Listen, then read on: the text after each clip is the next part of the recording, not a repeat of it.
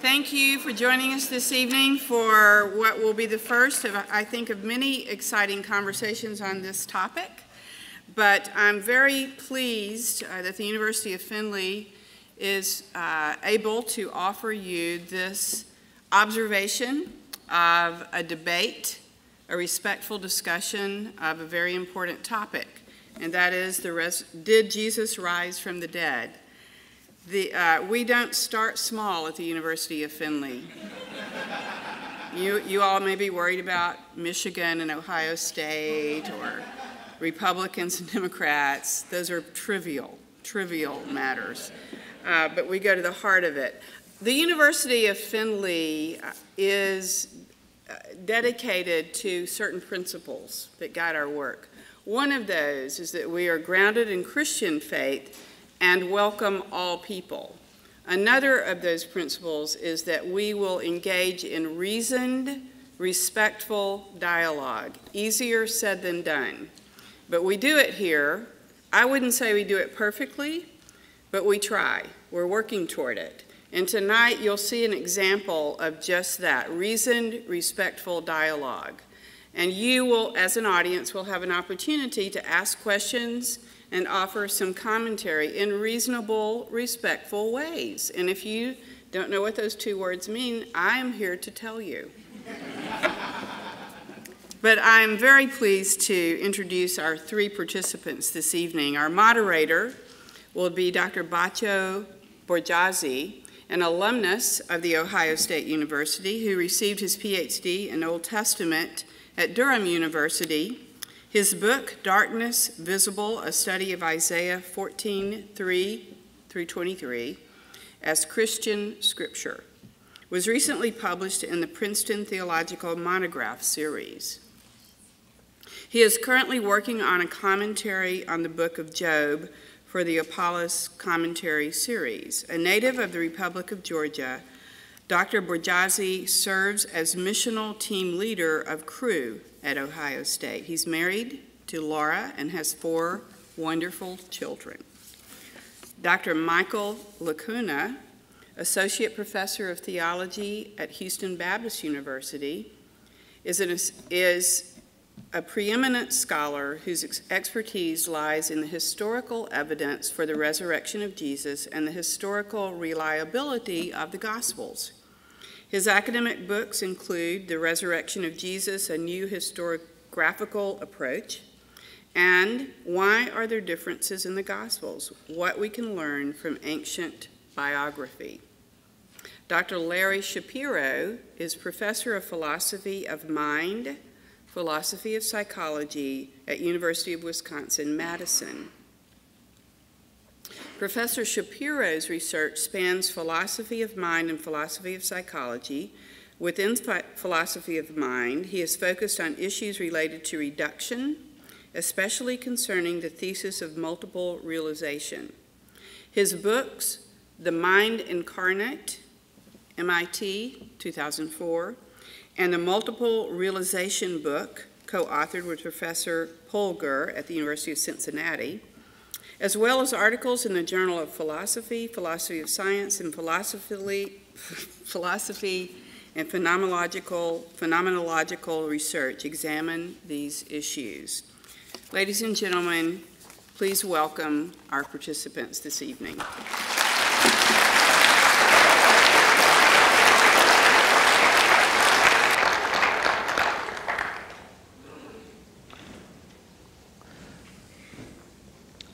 I think Dr. Licona is going to go first.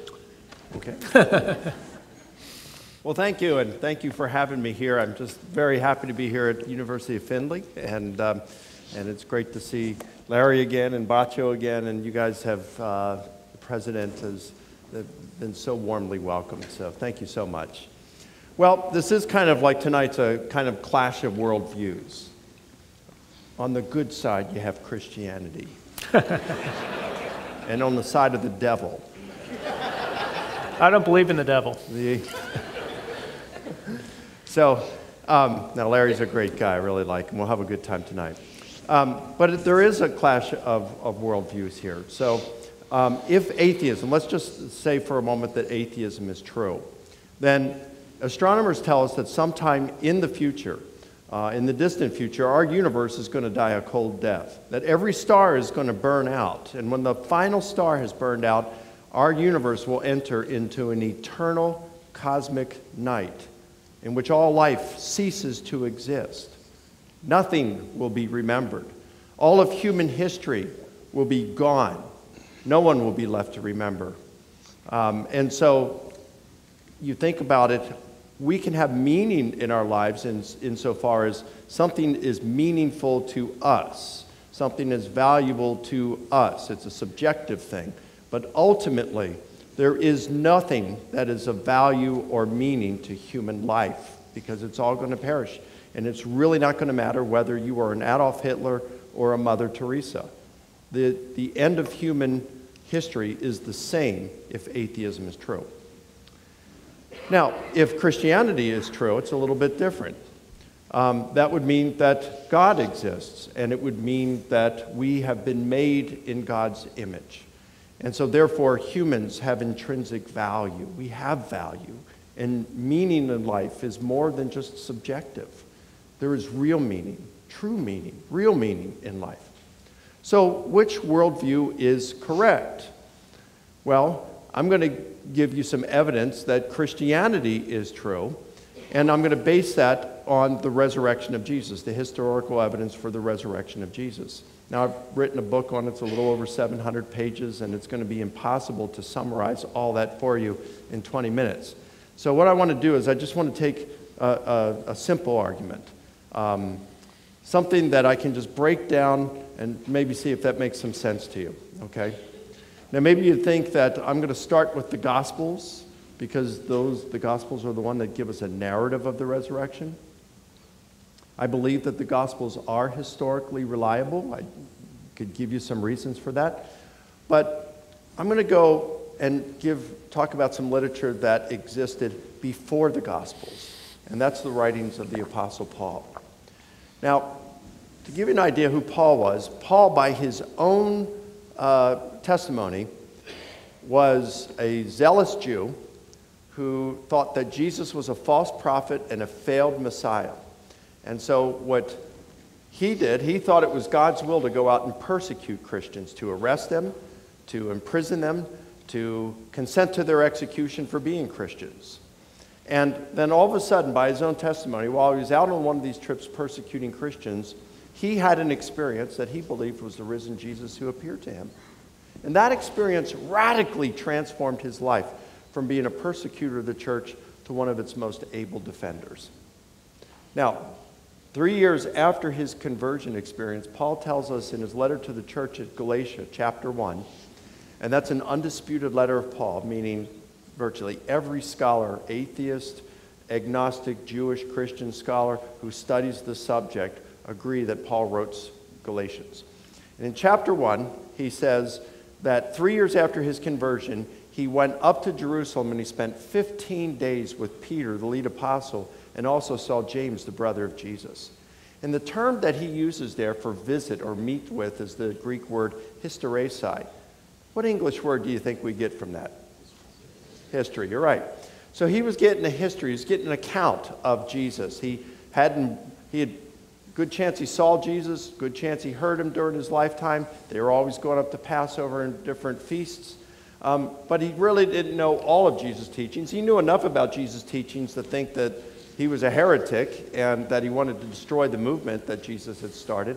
But now he wanted the whole 9 yards. He wanted to hear firsthand from those who had walked with him. And who better than Peter and also Jesus' brother?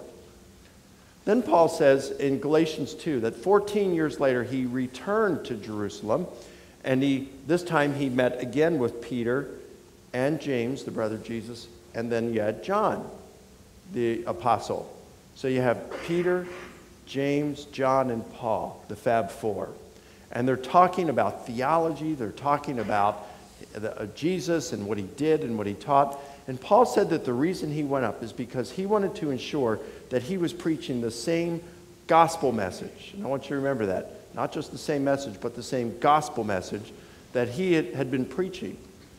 And he said, after talking about it, they certified that he was preaching the same thing they were preaching. Now, as a historian, I look and I say, well, how do we know Paul wasn't lying here? We want some external sources to corroborate that, if possible. Maybe he's telling the truth, maybe he's not. Well, we look for corroborating sources. Did you know that some of Jesus' apostles had disciples of their own? Peter had one named Clement of Rome, and John had one named Polycarp. Now, someday, many of you are going to get married, you're going to have kids. If you have a son, you're going to be thinking about names. Just remember Polycarp. It's a cool name, isn't it? So, Polycarp, disciple of John, Clement, the disciple of Peter, it'd be interesting to see what they had to say about Paul if they wrote letters, and they did. We have one letter that has survived from each of them. Clement says, places Paul on par with his mentor Peter. That's pretty cool. And then Polycarp quotes from Paul's letters, refers to them as part of the sacred scriptures, and he also says that Paul, and I quote, accurately and reliably taught the message of truth. Of course, those aren't the kinds of things you say about Paul if he was teaching differently than your mentors, Peter and John. But it's precisely the kind of things that you'd say if Paul was teaching what they were teaching. I could give more, but I'm limited in time. But that should be sufficient to show that when we are talking about the gospel message, at least, that's not to say we can prove that everything Paul was teaching is what the Jerusalem apostles were teaching. But it is to say that when we are hearing Paul on the gospel message, we are hearing the voice of the Jerusalem apostles. So even apart from the Gospels, we can get back to the basic gospel message that Jesus' apostles were preaching through Paul, our earliest writer in the New Testament. Now, wouldn't it be great if we could find that gospel message somewhere? Wouldn't it be neat if some archaeologist all of a sudden turned up a manuscript, and that manuscript, it lost writing of Paul. I mean, one of Paul's letters, I think it's Colossians, says, read my letter that I wrote to the church at Laodicea. What? That's not my New Testament. It's because it's been lost. Wouldn't it be great if they found that? And as they're reading through it, it says, I want to remind you of the gospel message that I preached to you. It's like, whoa, now we could know with certainty, historical certainty, we could get back to what the Jerusalem apostles were preaching. Well, we don't have to uncover something like that because we already have it. And it's 1 Corinthians, written around the year 51, 52. 1 Corinthians chapter 15, verse 1 says, I want to remind you of the gospel message I preached to you. And then verses 3 through 8, he says, for I delivered to you of first importance what I also received, that Christ died for our sins according to the Scriptures, and that he was buried, and that he was raised on the third day according to the Scriptures, and that he appeared. And then he lists 6 post-resurrection appearances. He appeared to Peter. Paul had already met him. To the 12, to more than 500, to James, he already met him, to all the apostles, and then Paul talks about how he appeared to him. So we have 3 individual appearances, 3 group appearances. We'll get back to the group appearances and why they're important in just a moment. So, what do we get from this? Well, we get Jesus died. This is something that historians don't dispute. We get that Paul, who was an enemy of Jesus, had a conversion experience when he believed he saw the risen Jesus who appeared to him. And then we know that he had connections with the Jerusalem apostles who actually knew and had walked with Jesus. And we can certify that he's preaching the same gospel message they're preaching, the death, burial, resurrection of Jesus, and appearances to individuals and groups, friend and foe alike. Those are facts. And those facts, we could give some others, but those are some basic facts, and those facts are accepted across the spectrum, atheist, agnostic, liberal, conservative, modern, Christian alike, virtually 100%. Except the group appearances, you only get about 90 to 95%. And if you were to eliminate all the Christian scholars from those, even for the group appearances, you'd still have about 80% of them grant that the evidence is strong enough to suggest that these groups had experiences. They won't say it was the risen Jesus, but they'll say that these groups had experiences that they believed was the risen Jesus, that it convinced them that Jesus had raised from the dead and had appeared to them. Now, as historians, we got to look and say, those are the facts. What do we do with these facts? And so what historians do is they put together hypotheses that attempt to account for those facts. And since we can't get into a time machine and return to the past to verify our conclusions, they say we will assess these hypotheses to see which one accounts for the facts. It can account for all of them, can account for it without forcing the facts to fit and without excessive speculation. And the one that accounts for the facts best is regarded as what probably occurred.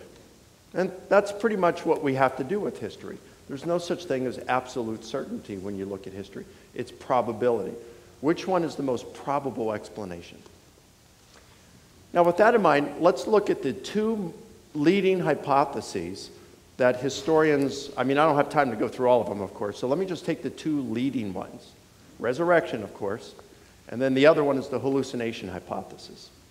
And that is to say that shortly after Jesus' death, his disciples were traumatized, and what do? You typically drink, go to the bottle, or you take drugs. There were hallucinated drugs back then. Maybe there was another reason they called Jesus the Most High God. You know? So they're grief-stricken, they get high on something, they have these hallucinations, and they think they see the risen Jesus. The problem with that are multiple.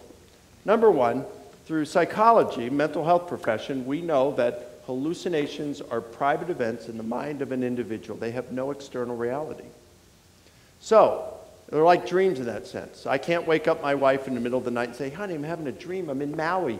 Go back to sleep, join me in my dream, and let's have a free vacation. You can't do that, right? Now, she might go back to sleep and dream she's in Maui, and I might dream I'm in Maui, but it's not the same dream. We're not interacting with one another actually in that dream because it has no external reality. Same thing with hallucinations. I used to know Navy SEALs, a number of them when we lived in Virginia Beach, and they'd tell me about going through Hell Week, and it was like, and lots of them hallucinated, and they would see weird things. One guy said he thought he saw an octopus come out of the water and wave at him, and another thought he saw a train coming across the ocean, and he rolls out, and another one was swinging. He said he saw some guy wildly swinging this oar in the air while they were paddling out in the ocean, and they said, what are you doing? He said, I'm trying to hit these dolphins that keep jumping over the... I said, you didn't see him? No, he was the only one. Nobody else saw it? No, but they were having their own hallucinations. So they're not collective. They're not group where you experience the same thing. And remember, in that early tradition that traces back to Jesus' apostles, he appeared to 12, to more than 500 at one time, and to all the apostles. 3 group appearances. So that doesn't work. Moreover, multiple studies on hallucinations over the years have revealed that only about 7% of those most likely to experience hallucinations, only 7% of them experience a visual hallucination. But yet we're saying 100% of the disciples did? That goes against modern medical research. And then you have to explain how Paul, what happened? He's not grieving over Jesus' death.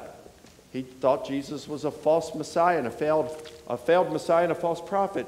Jesus would have been the last person in the universe that Paul would have expected to see or wanted to see.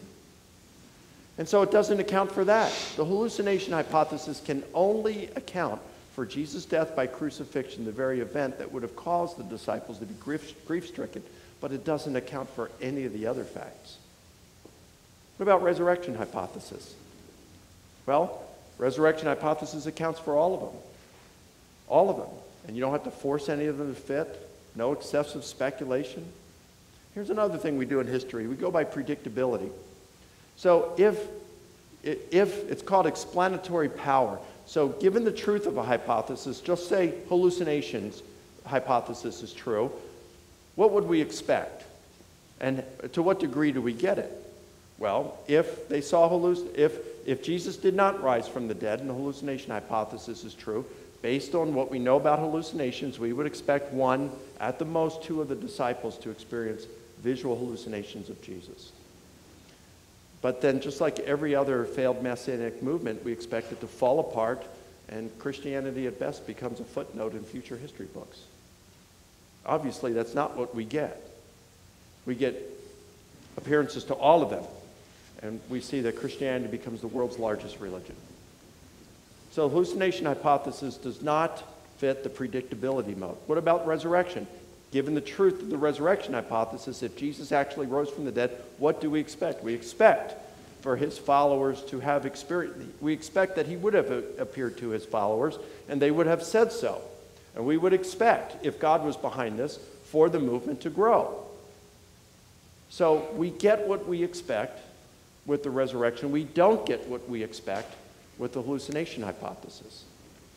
Now we could go on and look at things such as, yeah, but what about that would require God. That requires a supernatural realm, and is it really even plausible or reasonable for us to believe in miracles and spirit beings and supernatural things in the 21st century? I think so. I think we've got some really superb evidence for a supernatural dimension of reality. Things like well-evidenced near-death experiences. Now, not all of them are well-evidenced, but there's about 300 of them out there in which a person who was clinically dead had an out-of-body experience, and they got some information while they were out there. They saw something or heard something going on at some other place outside of the building they were in, and they got accurate information they could not have otherwise known. That's pretty cool. Suggests some life after death, at least for some people, at least for some period of time. What about radically answered prayer? I've got a friend named Lloyd Reed in Florida. And back in June of 1987, he was involved in a horrible car accident that put him in a coma. On the 21st day of his coma, it was July 4th, 1987, and he was in the hospital with numerous other coma patients in this room. And at 4 o'clock in the afternoon, his church, a bunch of the members went out for a church picnic, 4th of July church picnic, and at 4 o'clock in the afternoon, they got together to pray for Lloyd. And miles away, back in the hospital at 4 o'clock in the afternoon, Lloyd came out of his coma. But it gets even better, because before midnight, everyone else in that room came out of their coma. And they'd been in their comas between 1 and 6 months. I could go on and talk about some other things as well. I got a friend named Pat Ferguson, about my age. I'm 56. And when she was a junior in high school, she was awakened one Sunday night, or Sunday morning, around early, and a face of a friend of her was right there in front, about 3 feet away. And it frightened her. She hadn't seen this friend in several years, since middle school. And she closed her eyes, and when she opened it, she saw that face, and she saw what appeared to be the face of a demon right by it. And it really terrified her. She closed her eyes, she pinched herself, bit her tongue, opened it, still there. Did this a couple of times. Finally, she closed her eyes. She did the only thing she knew to do, to pray the Lord's Prayer. And when she opened her eyes, the faces were gone. She looked over at the clock. It was 2:30. That's Sunday morning, 2:30. Then when it came up, and it was, I think, Monday morning, she gets up and she goes down for breakfast. Her dad's reading the paper, and as she walks in the kitchen, he turns the paper around, pushes it towards her, and says, "Do you know this girl?" She said, "Yeah," and it was that girl. Well, she had been at a concert. She fell 2 stories down, and they took her to the hospital, and she died at 2:30. Those things don't work with atheism, but they happen all the time. They work well with Christianity. They fit right in with the plausibility, and to the extent we have a supernatural dimension, it increases the plausibility of resurrection. So in the end, we've got really good evidence for the resurrection of Jesus, and historical evidence, and it fits right in plausibility with the spiritual dimension, supernatural dimension of reality. So I look forward for the rest of the remainder of this evening.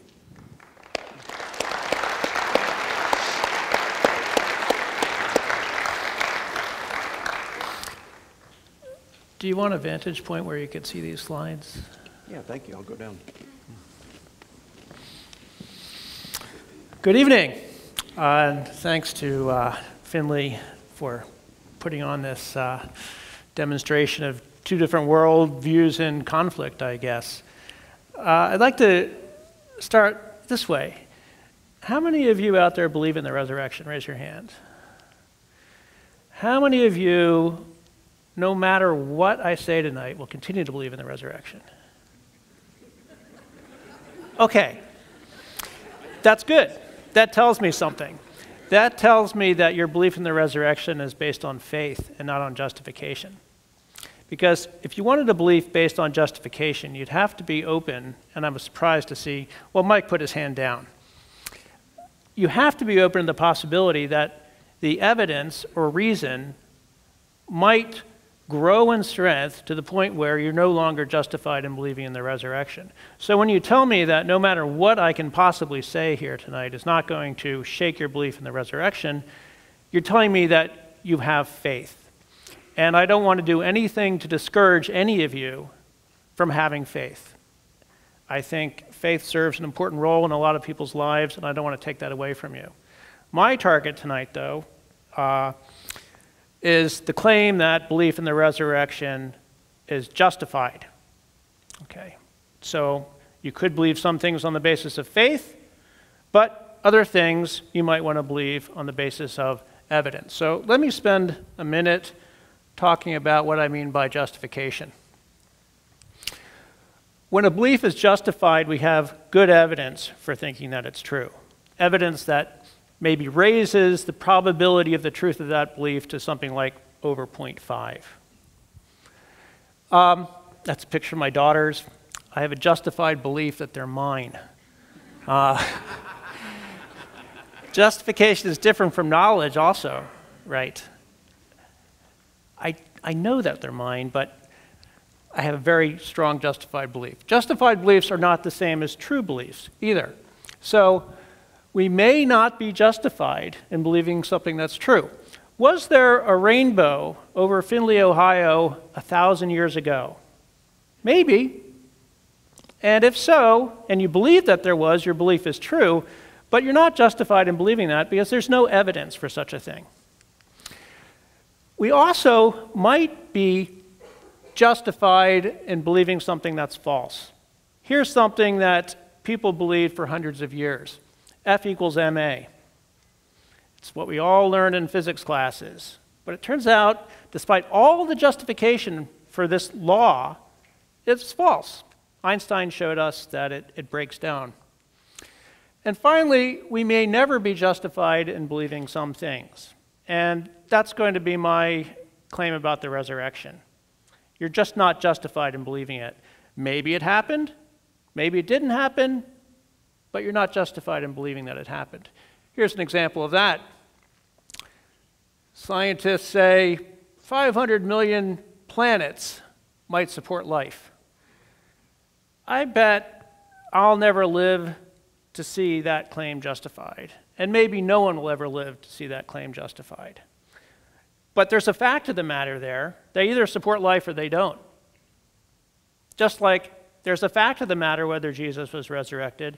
It just is, we'll never be justified in knowing whether it happened. That's my contention. Here's a fact about justification that I don't think Mike appreciates sufficiently.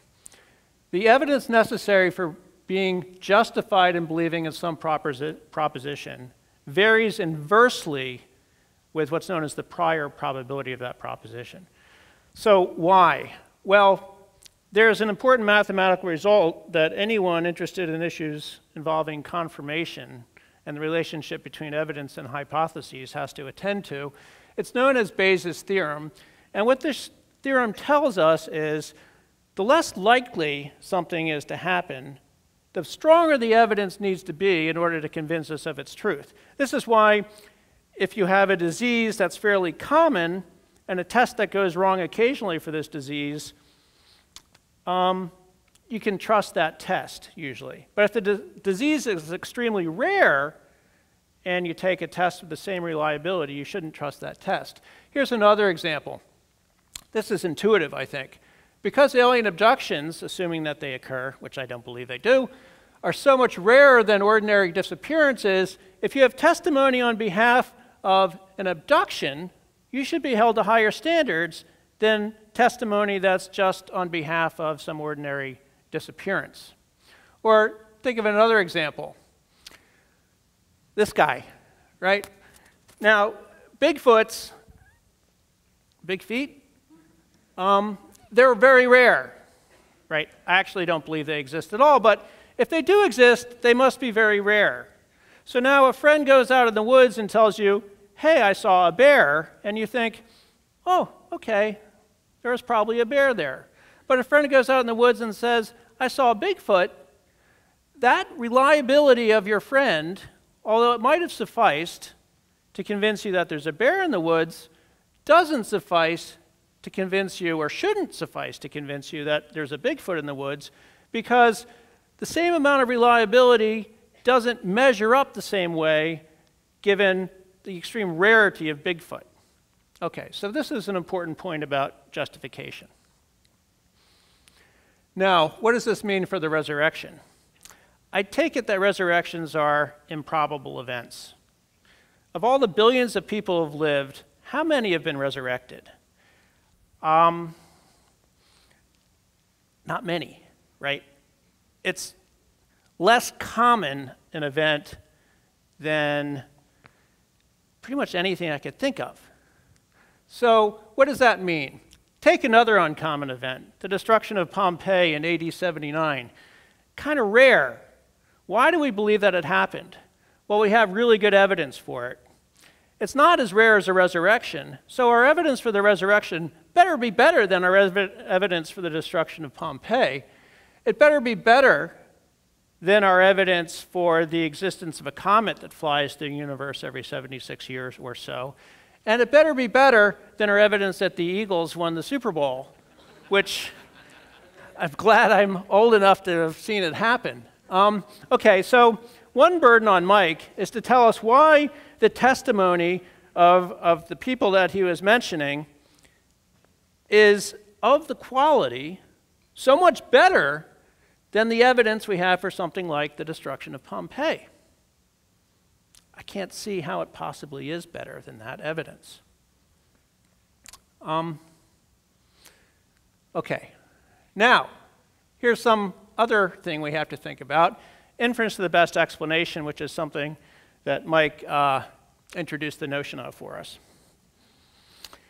Here's how an inference to the best explanation works. Given that it's very hard to know how to evaluate evidence for very improbable events, like a resurrection, what we need to do is ask some sort of comparative question. Given the evidence that we have, let's consider various hypotheses that will help us explain that evidence. Okay, and we're going to choose the hypothesis that somehow makes more sense of the evidence. This was what Mike was doing for us earlier when he was comparing the resurrection hypothesis, let's call it, to the hallucination hypothesis, and his claim was that given the evidence, the resurrection hypothesis does a better job making sense of all that evidence. Okay. Now, there are some features of inference to the best explanation that he didn't spend time developing. I don't think he'll disagree with me about these features, but he'll disagree with me about where I take them. Okay, so you want to start with a hypothesis that needs some justification. Let's think about the hypothesis, the resurrection. That's a hypothesis, and we want to know what justifies it, or what evidence that explains. Then you consider how probable some collection of evidence is, given the truth of the hypotheses, and, this is crucial, independently verifiable background assumptions.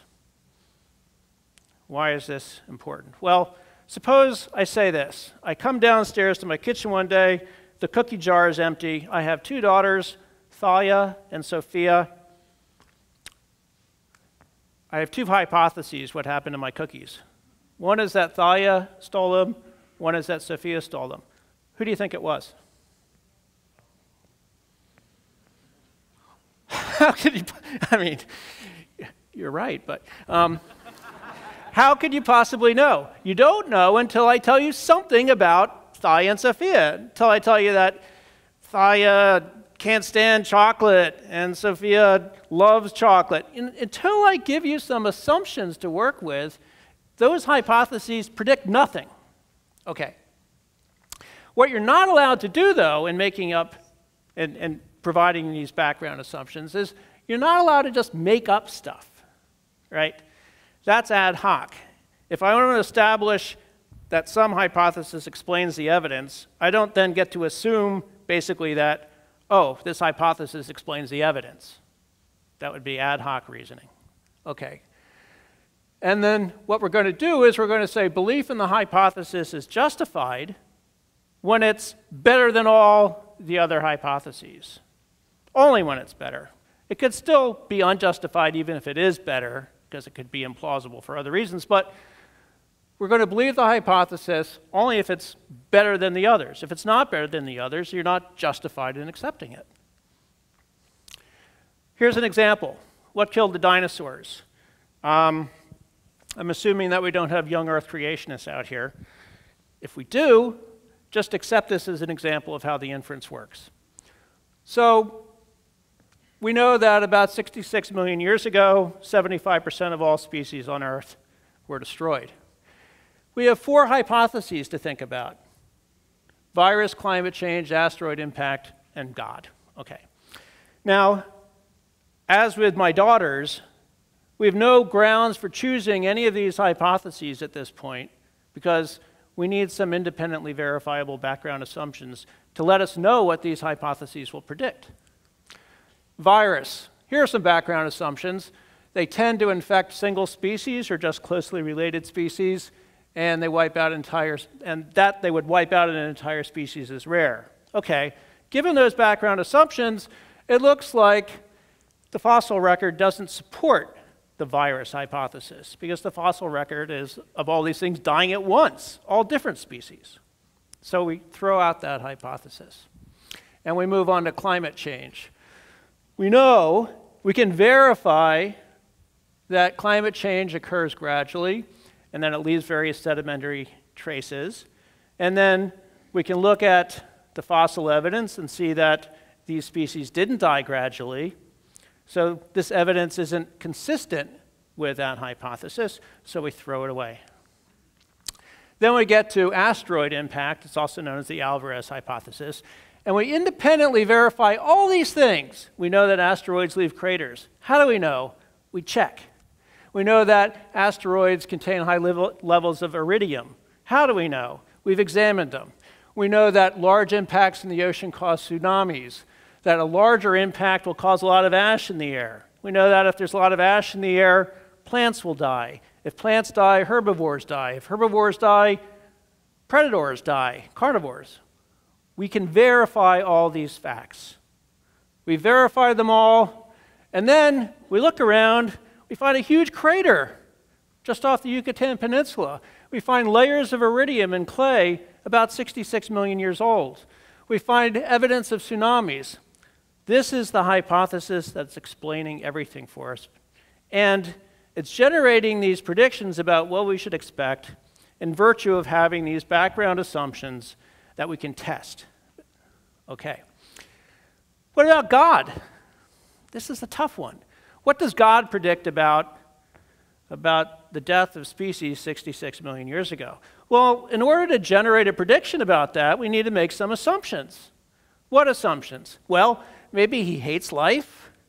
Maybe he wanted to make room for mammals.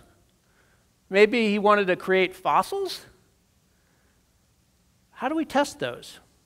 Do we ask God, hey, do you hate life? What's with all the fossils? It would be nice if we could ask God and if God could answer, but God's ways are mysterious. We have no understanding of what goes on in God's mind.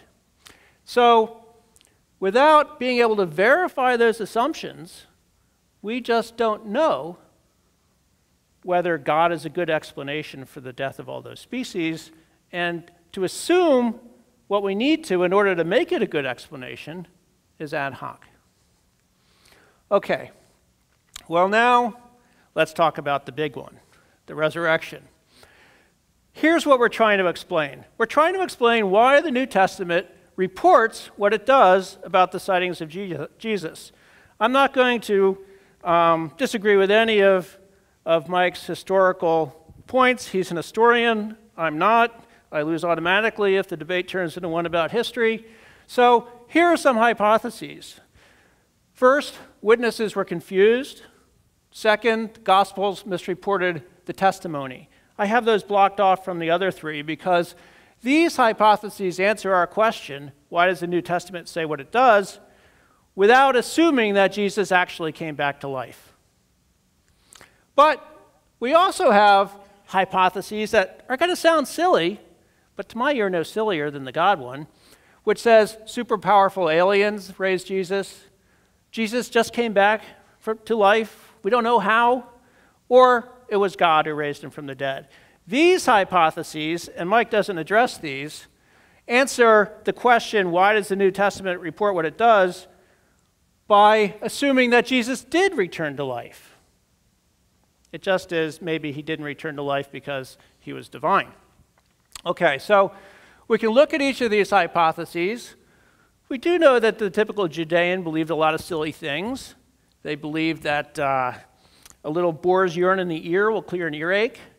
They believed that a little menstrual fluid spread on a knife will dull its blade. I can go on and on about all the silly things they believed. So we know they believed a lot of silly things.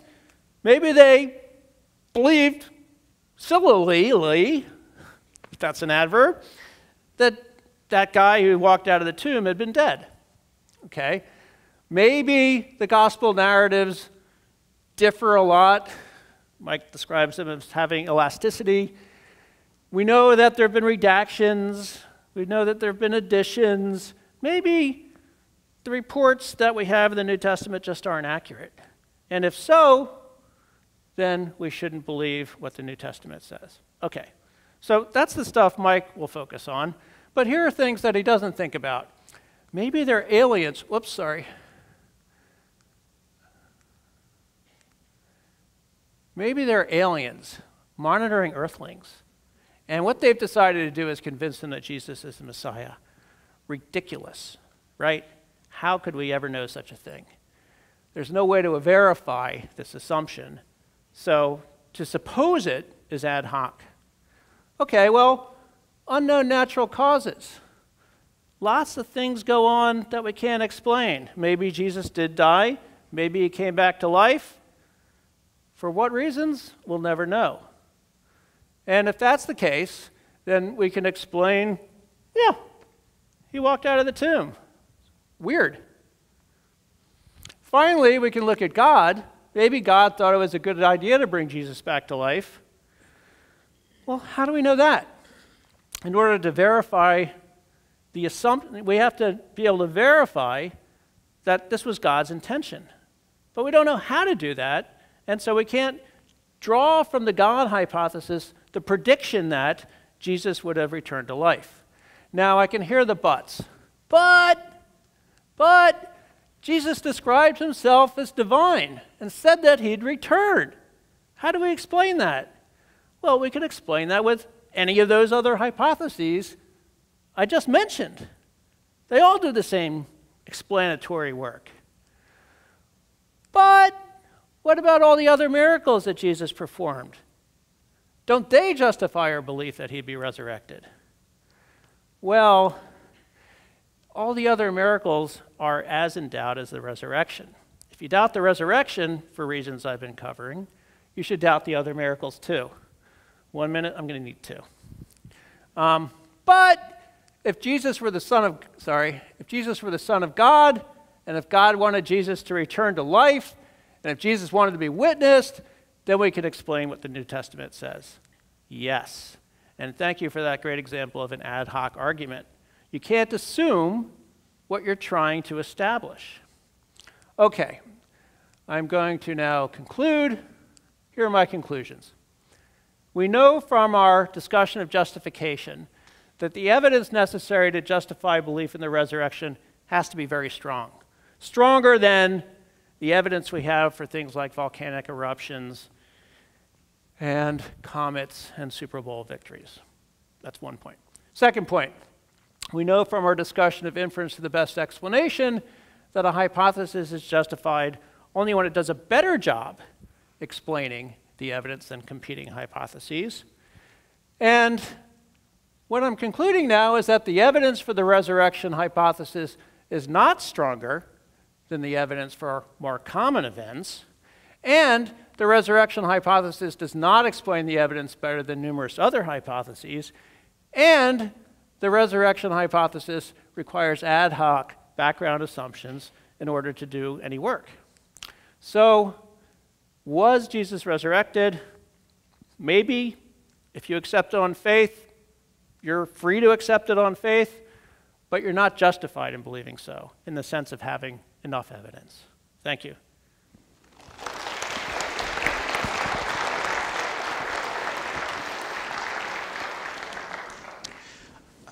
We're going to transition into time of rebuttal, so each of the presenters will get 6 minutes. Dr. Licona goes first. Well, thanks, Larry. So Larry says we are not justified in belief in the resurrection because he says the resurrection is improbable. Why is it improbable? He says that we should look at things through the eyes of Bayes' theorem.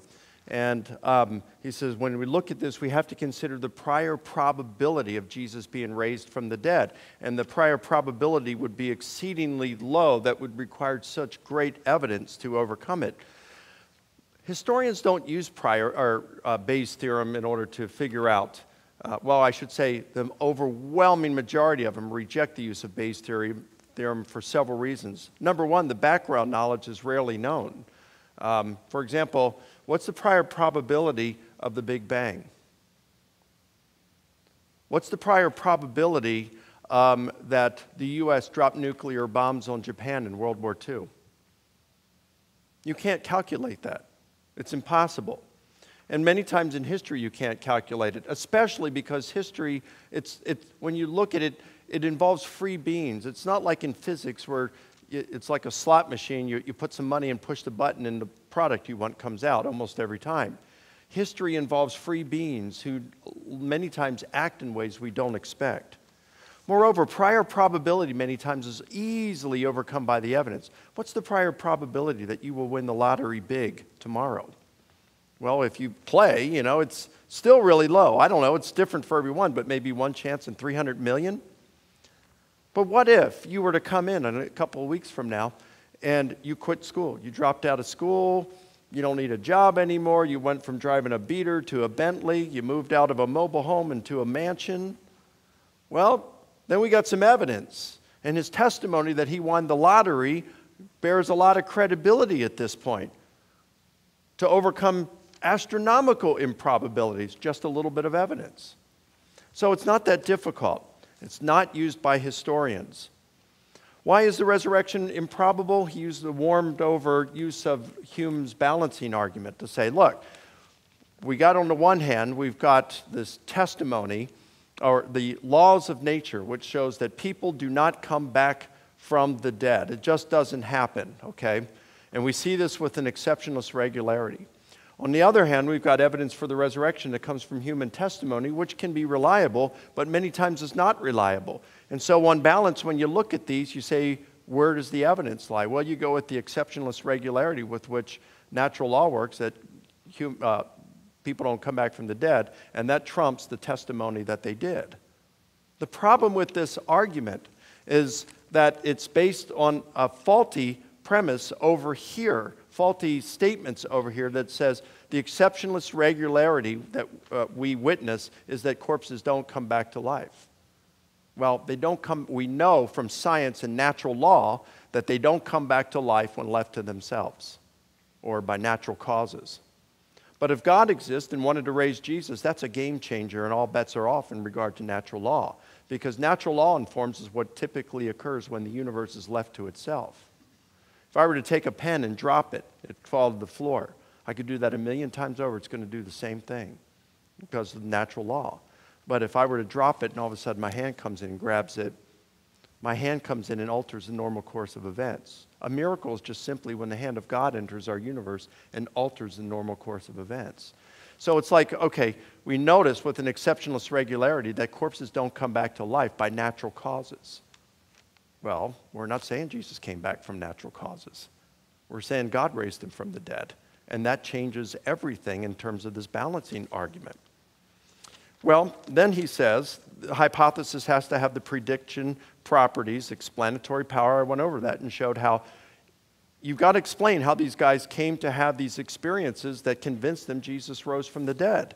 I compared the two the most popular ones used by scholars, resurrection, hallucination hypothesis. I showed that hallucination hypothesis doesn't get us what we would predict it would give us if it were true.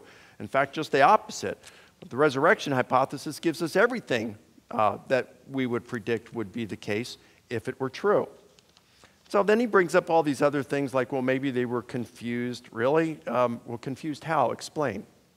Don't just say they were confused. How did they get confused? What did they give us? Some hypotheses here. What happened? Were they hallucinating? Please say they were hallucinating. Or what was it that caused them to be confused? You just can't say they were confused. That is just to be so ambiguous and vague about something. It's not really a hypothesis at all.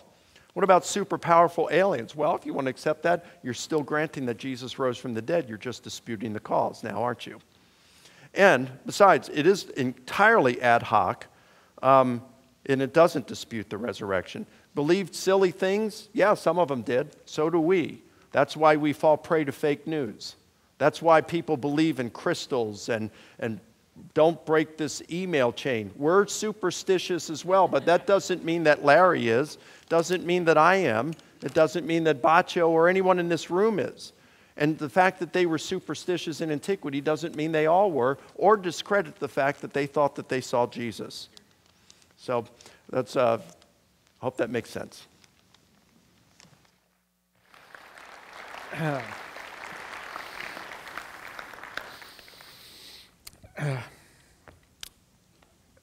First point. We all use Bayes' theorem even without knowing what that's called or knowing the proof behind it. We use it whenever we think about why we should want more evidence for some sort of claim than another. If my daughter comes home from school and tells me that that our neighbor came into her classroom today, I'm going to say, oh. If she told me that the President of the United States came into the classroom today, far less probable, I'm going to say, are you sure? I want better evidence than you simply saying, yeah, the president walked into my classroom. That's the sense in which lower probability events always need better evidence. It's completely intuitive, I think. And the point about the lottery is a red herring because although it's vastly improbable that any one of you win the lottery, it's probability 1 that someone will, and someone's got to win. But it's not as if someone has to be resurrected.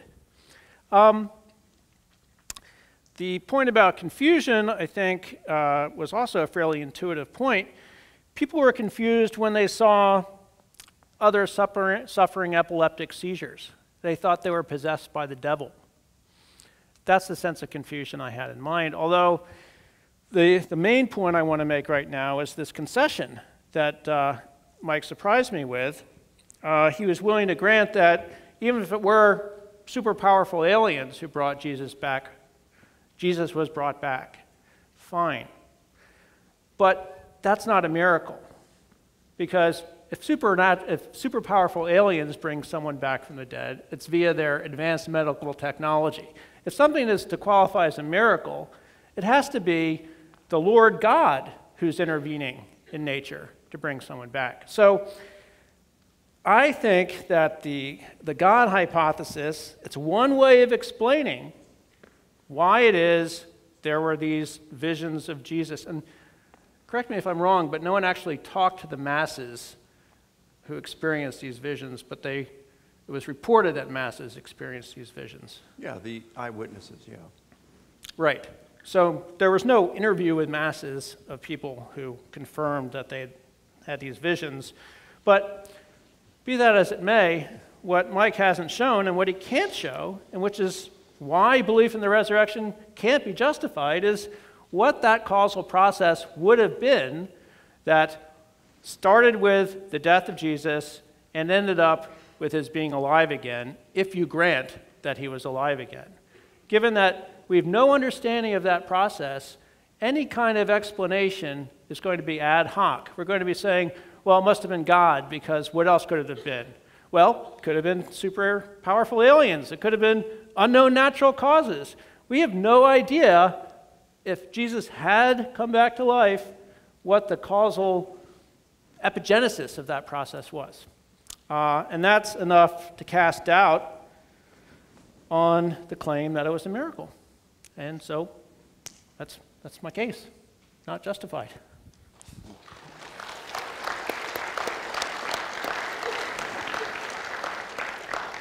Well, this is a point where we're going to enter into moderated dialogue. And just as a side comment, it's been a year since we've done this.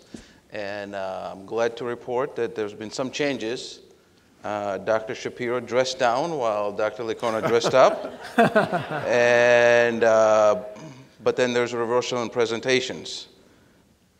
Dr. Shapiro's slides are much more sophisticated and complex than our last time. And Dr. Licona just decided to skip the slides completely. So there's changes on the horizon. Well, 18th century French philosopher Voltaire once said, or at least it was attributed to him, and I don't know if we can historically verify this, that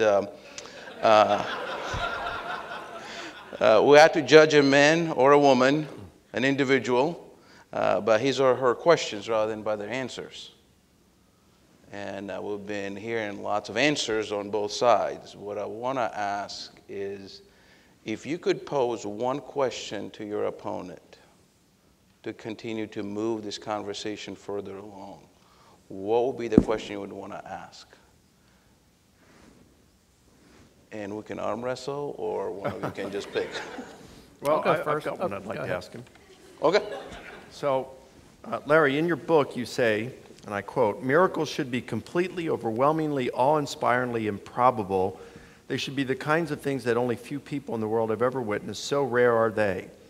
They should be so absolutely incredible that they make the mind leap to the conclusion that supernatural forces are at work."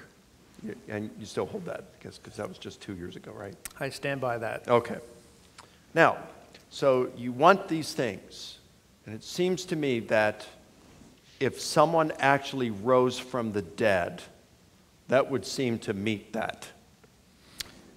That would, yeah. I mean, that's a necessary condition for a Gotcha. miracle. But just earlier in the book, just a few pages earlier, you wrote, and this is what surprised me, quote, "We might also consider the possibility that on very rare occasions, very, very rare, dead people simply come back to life as the result of natural causes. Perhaps Jesus was one of those very rare people." So it seems to me that the very thing that it would take to be a miracle, when you get it, you say, oh yeah, but maybe it's just one of those very, very rare things. I know I said it would take a supernatural event to do this, but maybe it wasn't supernatural at all. Maybe it's just this very, very rare things that a person, for no reason whatsoever, comes back from the dead. To me, I just wanted to, when I read that, I wanted to say, stop playing with these arguments of that you're given here about improbable, and just admit you don't want Jesus to be raised from the dead, and you'll just use any argument that works. Is that your question? Yeah, like why? I didn't hear a question mark. Why? So my question is, why not just admit you don't want to think Jesus was raised from the dead? And so you end up contradicting yourself and coming up with all kinds of I mean, there's just nothing that would ever convince you. Nothing. Oh, that's not true. What would convince you? I'll start with what would convince me. Mm-hmm. If I could take a time machine and go back and examine the dead body and then see him alive again, I'd be convinced. How do you know you weren't having a hallucination? It's possible, right? Maybe you're one of those very, very rare occasions then, no, right? I'm saying I would be convinced.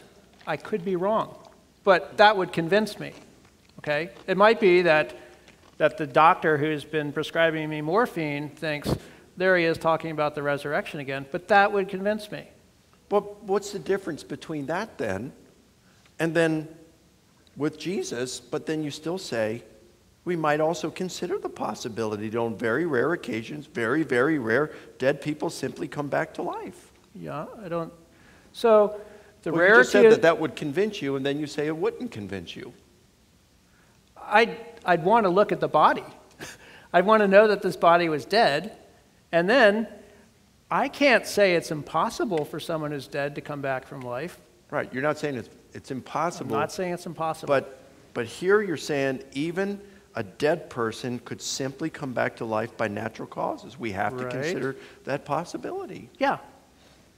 I'm saying it's not impossible. So we have to consider that possibility, but that doesn't mean we're justified in believing it. Well, in your book, it seems like you're talking that way. That we are justified in believing it? That would be sufficient to disqualify it as a miracle. As long as there is any sort of naturalistic explanation, no matter how improbable, we can't say that a miracle happened.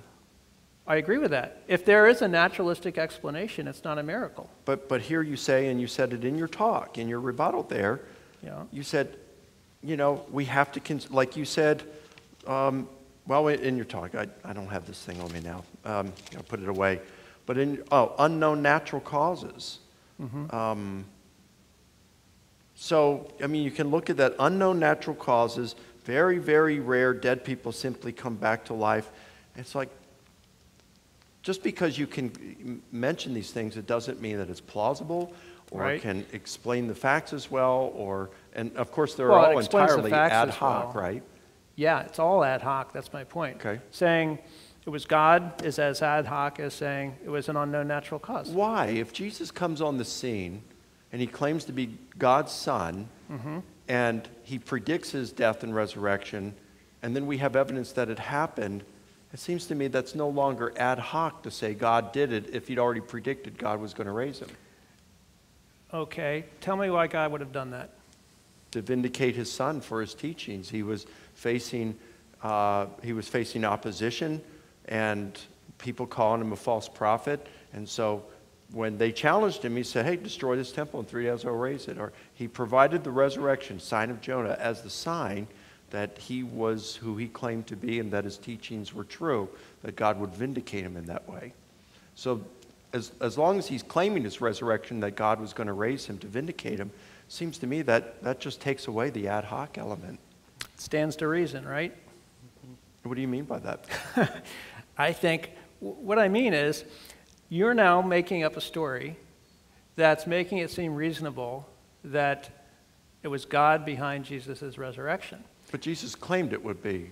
Yeah. At least I've got some evidence for saying it's not ad hoc because I've got evidence, someone saying, I'm going to be raised from the dead, and it's going to be God that raised me, and then he's raised from the dead. At least I've got some evidence. When you're talking about super powerful aliens, you don't have any evidence for it. So at least I would think that the resurrection hypothesis is going to trump super powerful aliens. Well, here's my super powerful alien story. They wanted people to believe that Jesus was the Messiah.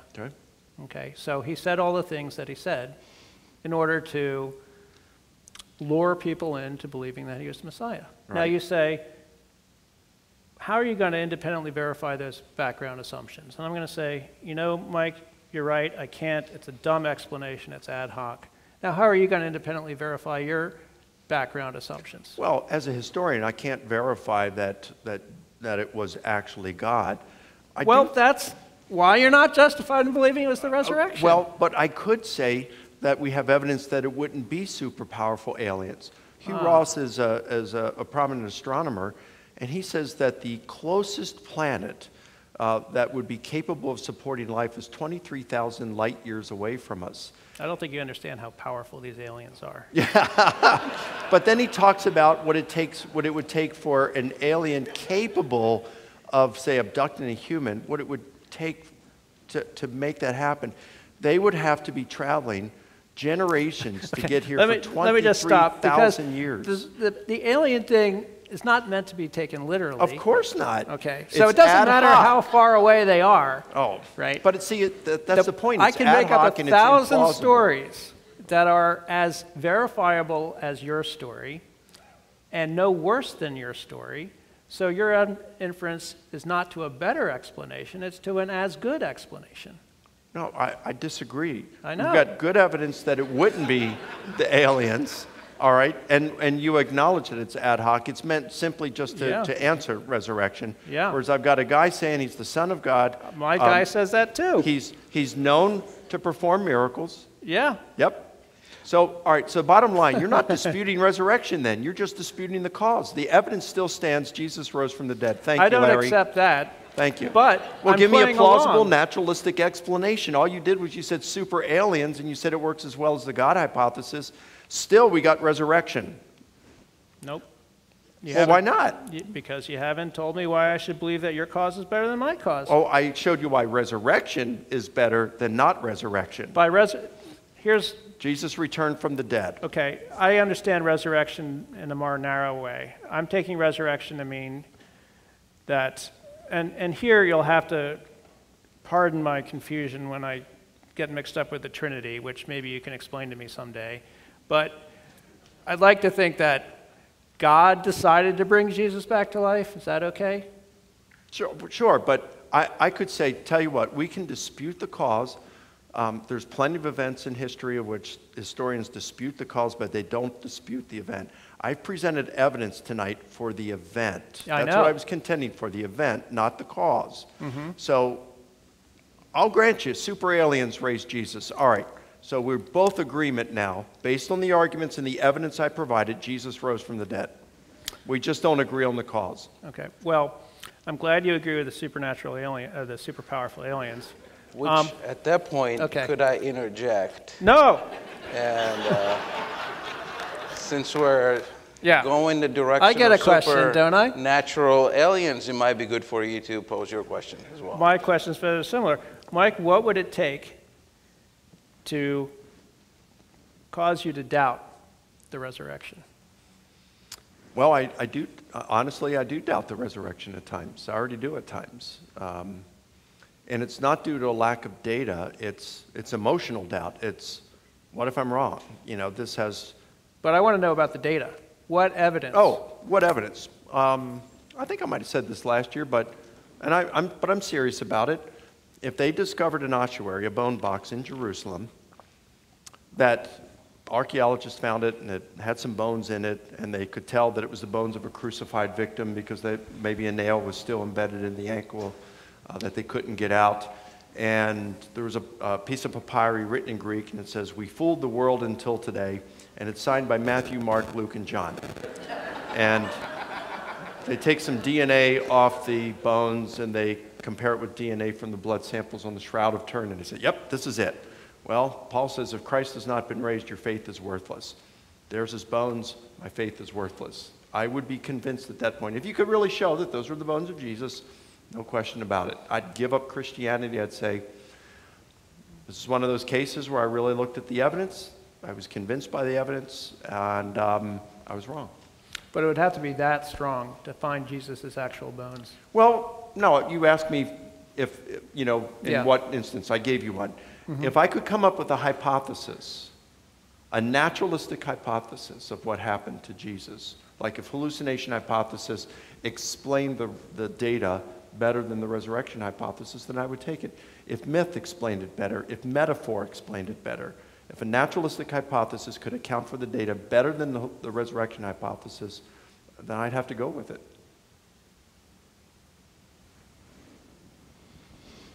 Well, it seemed like Mike was asking like a whole series of questions. Yeah. So if you have more than one, we might allow for that.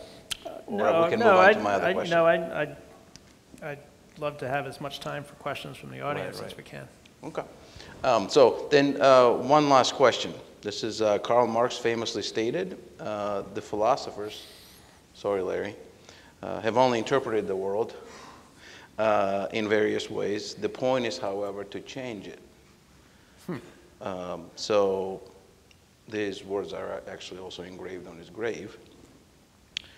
So the question for both of you is, does your view have power to change the world? Or to put it another way, do you think the world will be a better place if more people embraced your view? If so, how? Can I go first? Yes. Okay. I am an atheist. I regard myself as a good person. I've been faithful to my wife for over 30 years now.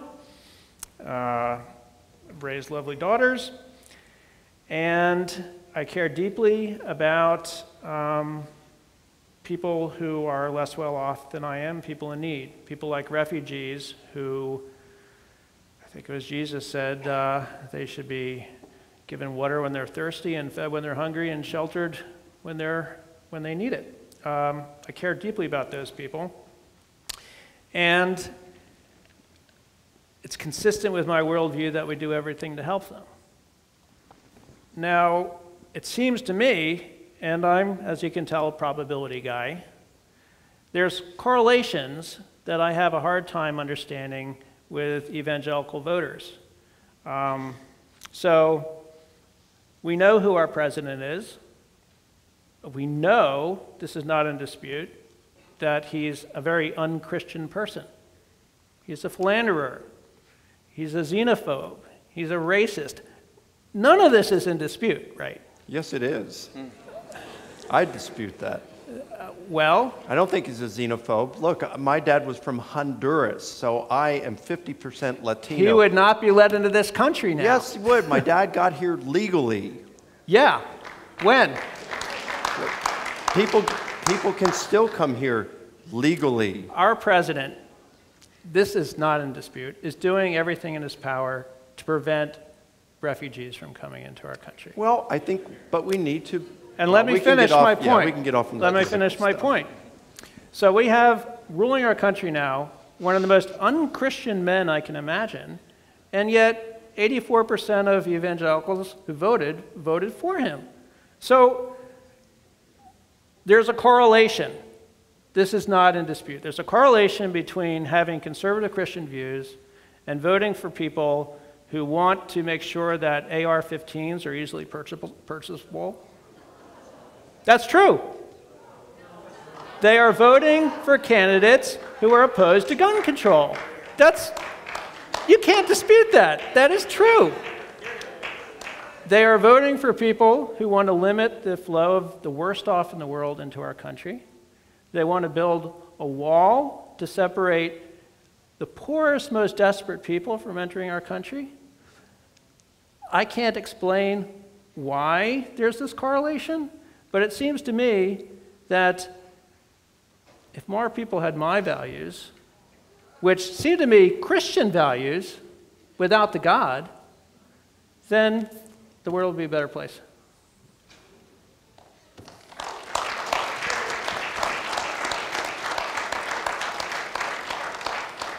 I wouldn't say those are necessarily Christian values. I think they're liberal, progressive values.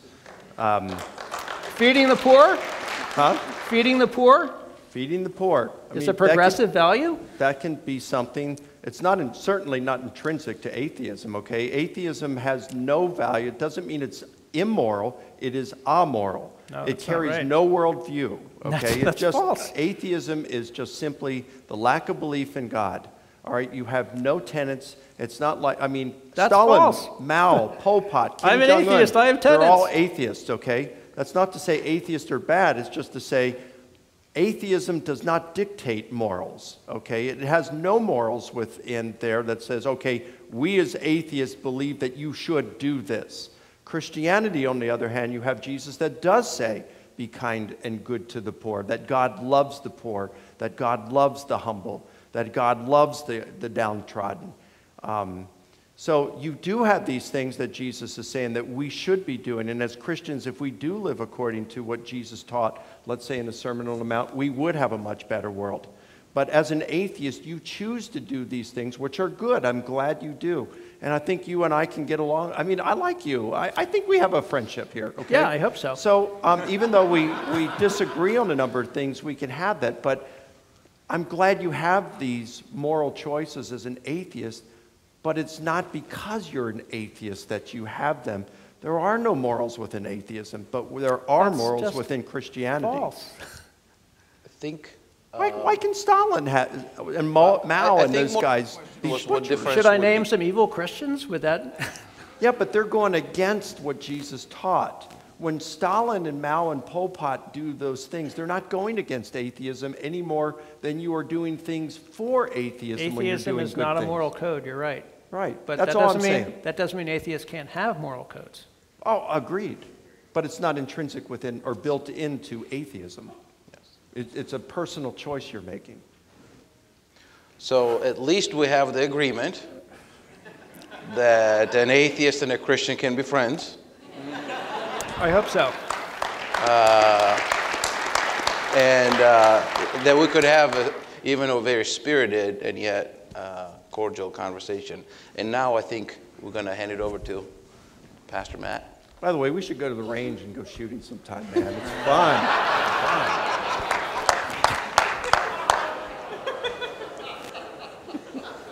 Okay, well, our thanks so far.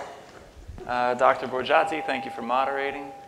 Dr. Shapiro, Dr. Licona, thank you. And thank you to the audience. I know you were engaged in the conversation, but I was very impressed as the conversation went forward. There is what could only be characterized as a spirited murmur started to rise, right? In response to different points. So we really appreciate that you guys set the stage for us to engage. We want to give everyone an opportunity to engage with some questions. Both Mike and Larry are going to hang around afterwards, and they'd welcome some questions as well after things are over. But we'd love some questions here in the context of the group as well. We have about 15 minutes that we can do that in. For about 2 minutes, though, we'd love your feedback. We'd love to know what you think. There should be cards on your chairs. And if you'd give us just some feedback, this is something that we had worked. We're very gracious to Bacho and to the Campus Crusade Ministry down in OSU's campus for helping to bring this here. This is a wonderful event, wonderful time to be able to engage in topics like this. So they highly prize feedback in their process there, and we'd love your feedback here as well. So we're going to cue music for about 2 minutes so that it's not more awkwardly quiet than it needs to be. So for about 2 minutes, we'd love for you to fill out the feedback cards now, whatever you're comfortable sharing. Don't feel as compelled as if you have to write more than you'd like to. But about 2 minutes from now, we'll have individuals collect them on the outside rows. Up in the balcony, we'll have our sound guy go out and collect them as well. So take about 2 minutes, and then I'll come back up, and we'll initiate the Q&A session.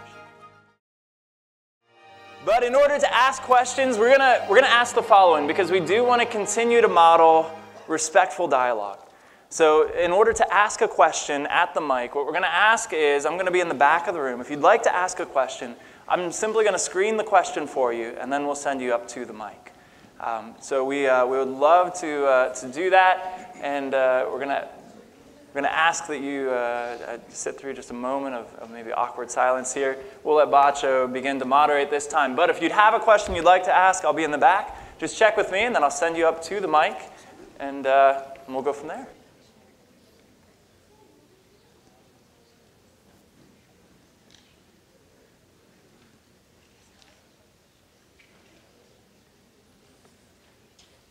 All right, I think we got our first question.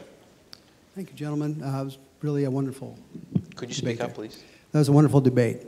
I'd like to ask you how each of you feels about the fact that the apostles were willing to die for that belief.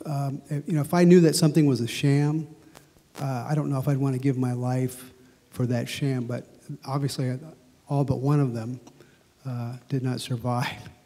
Thank you.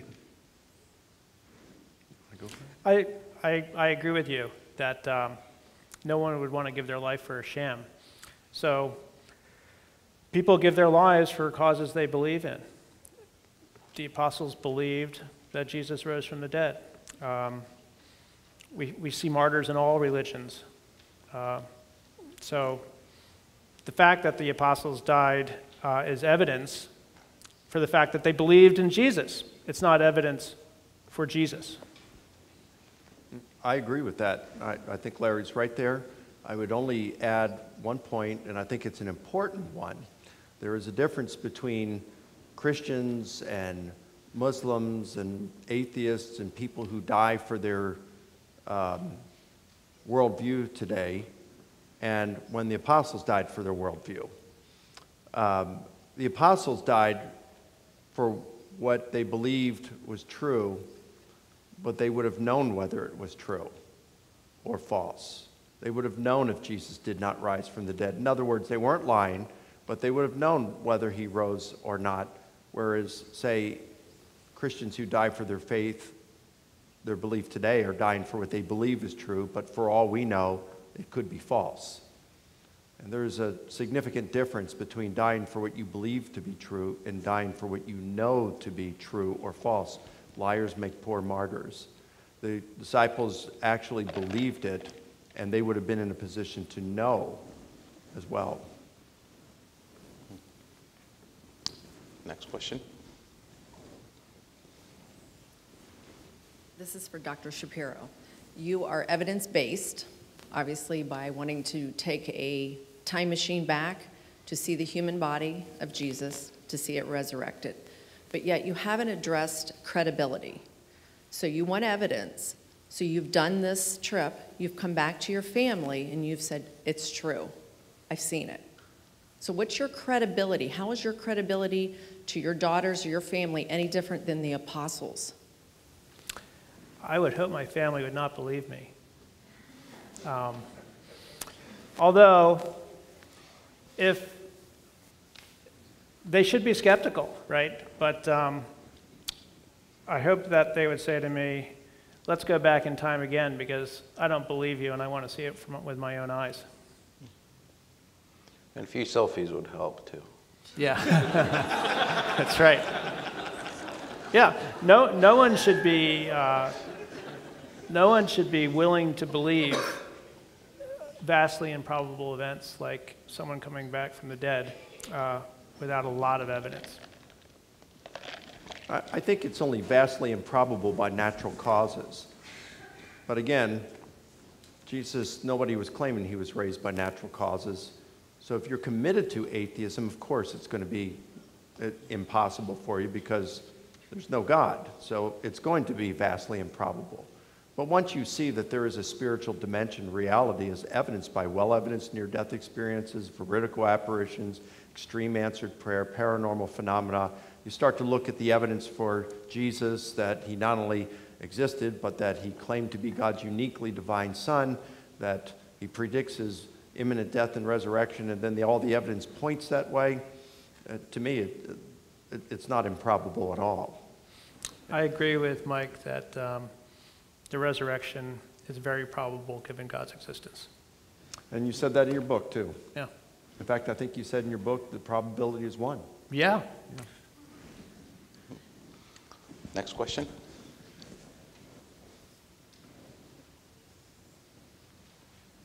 So my name is Tim, and I admire you for your moral codes, but I am a Christian, and I am a horrible person. And but for Christ, I wouldn't be the way I am. I'm selfish, and I lie, and I cheat, and I steal, and all kinds of stuff. So glad that you could do it on your own, but it took Christ for me. Well, I'm glad you found something.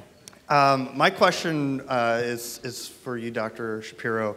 And I think Dr. Licona kind of alluded to it when Christ said he was going to raise from the dead. But not only that, but we can go back thousands of years in the Old Testament. All the prophets predicted that this was going to happen also. So I just kind of wanted to get your thoughts on, I don't know how much more evidence you would need that, we're talking ancient times, that we would expect to see that this was going to happen.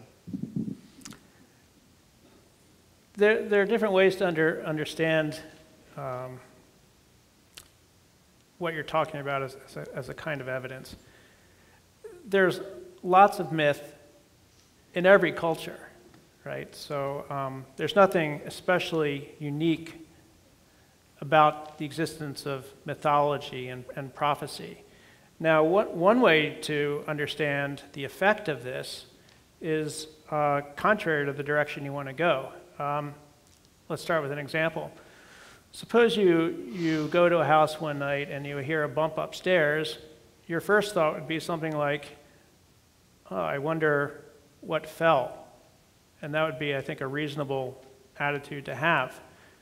But if you were told that the widow Jones had been viciously murdered upstairs and the house was known to be haunted, when you walk into this house, you hear a bump, your first thought is, oh my God, it's haunted.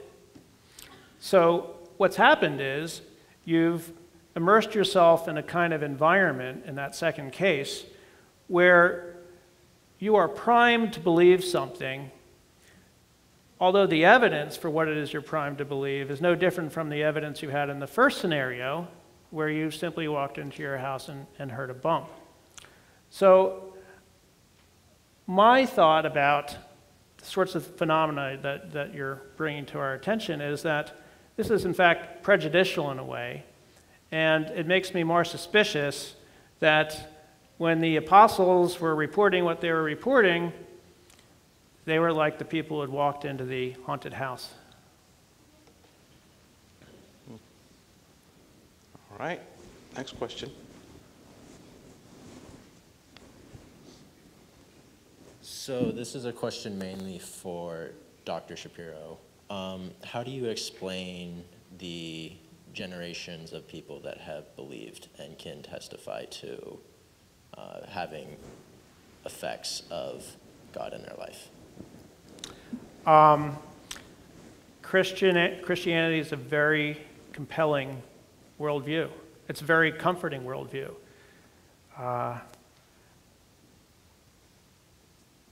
In my view, I'm going to be on this earth for another 15, 20 years, and then I'm going to die, and I'll never see my loved ones again. This isn't happy. It's not happy news. But a lot of people might find that so unsettling that if someone told them, here's a view you can accept, where once you die, you'll come back to life. You'll see all those people you loved in your lifetime. I mean, how can I compete with that? So I think the growth of Christianity, I mean, think about the wild spread of Christianity. It spread like wildfire. And while it was spreading like that, Judaism was going down. Judaism isn't that popular a religion when you think about what it has to offer. It's no wonder, I think, that so many people find comfort in Christianity, and I have nothing bad to say about that, but the fact that so many people find comfort in Christianity just speaks to its attractiveness as a way of believing about things. It doesn't speak to its truth.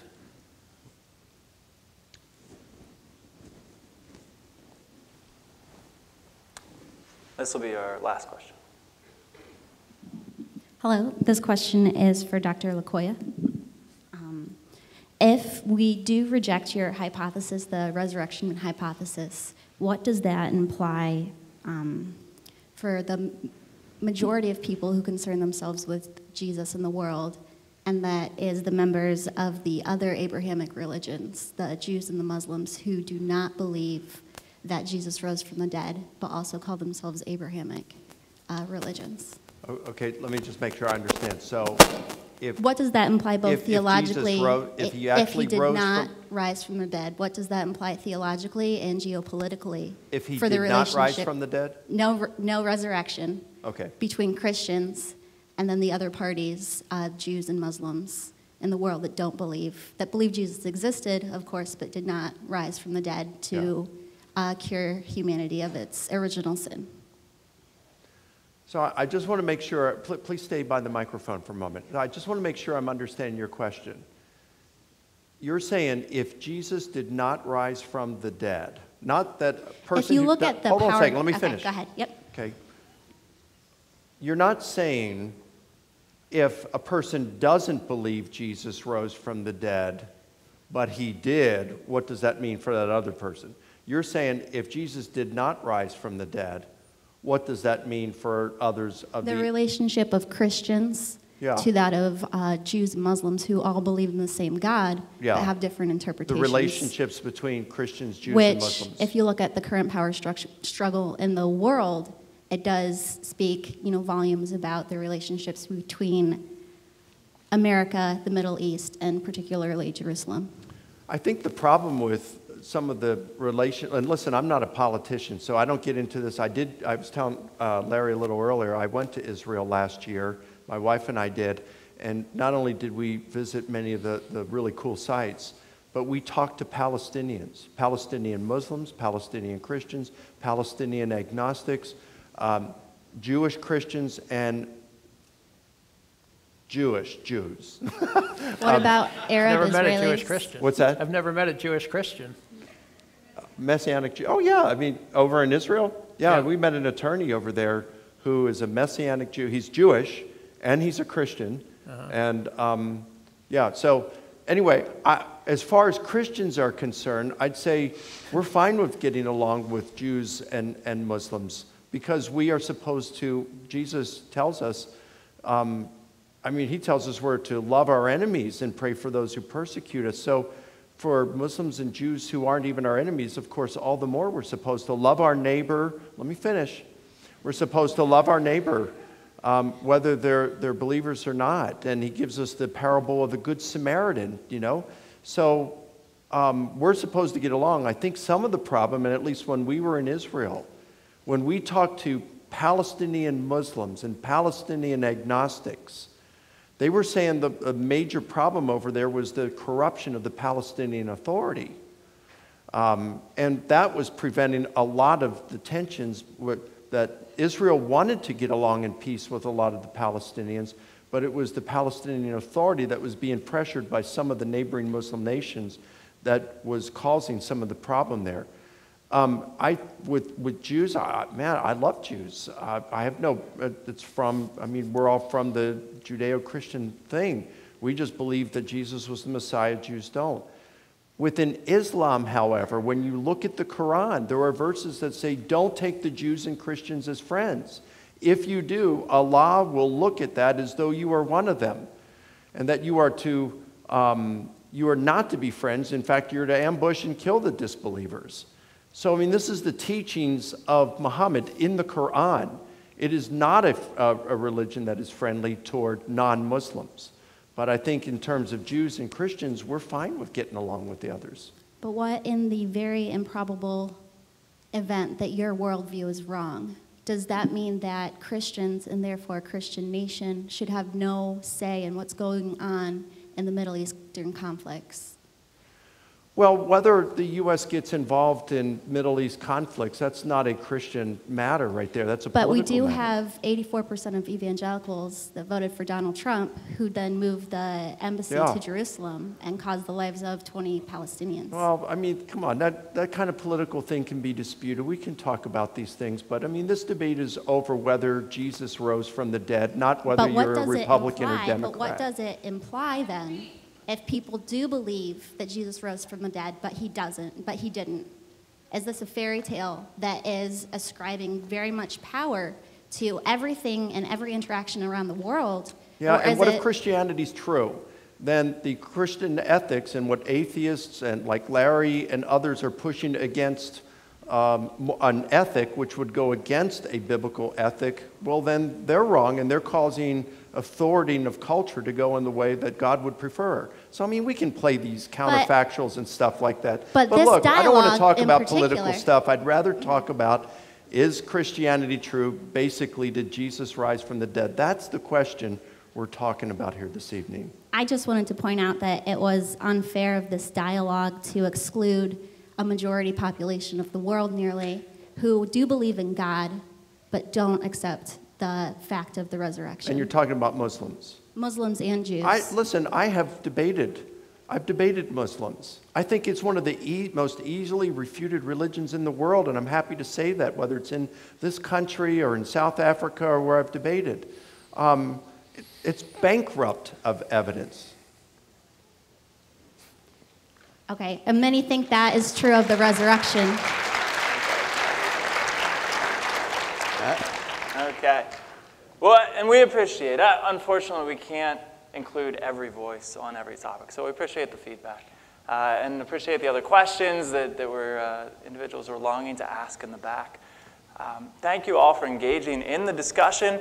I'm encouraged just to know that as we sit here, right, on both sides, we can hear things articulated that a lot of times we can't put into words ourselves. I think that's incredibly encouraging. If I could be so bold, though, Dr. Licona, you have to study up on aliens. The deficit of knowledge. And Dr. Shapiro, I hate to contradict anything, but I had an earache the other day and a little bit of boar's urine, and it felt immeasurably better. So